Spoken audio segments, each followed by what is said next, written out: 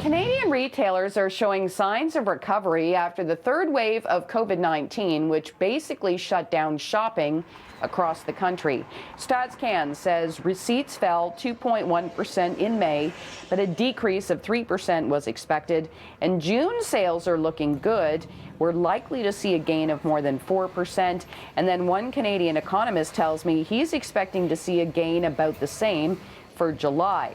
Now, this report could suggest the economic slowdown because of the third wave of COVID-19 is now in the rearview mirror. We did see a winning week for markets on both sides of the border, and that is somewhat noteworthy because the week began with sharp declines. We even saw records on Wall Street today after 87% of S&P 500 companies reporting earnings beat Wall Street estimates, and then Bay Street saw its best week in about a month. Now, oil also clawed back most of the losses it saw earlier this week, and it's now up by about 40% this year. On Bay Street, shares in Magna International moved lower.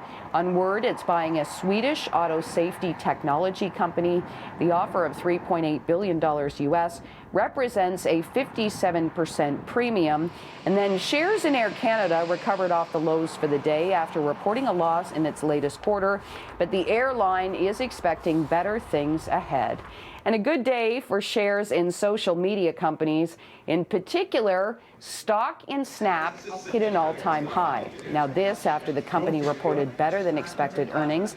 And then shares in Twitter saw a solid gain on Wall Street after at least 6 upgrades. Second quarter earnings and the revenue outlook at Twitter came in above expectations. Revenue jumped by 74% from the year ago period, and advertising revenue was up by 87%. Have a great weekend. In the 680 Business Center, I'm Kris McCusker.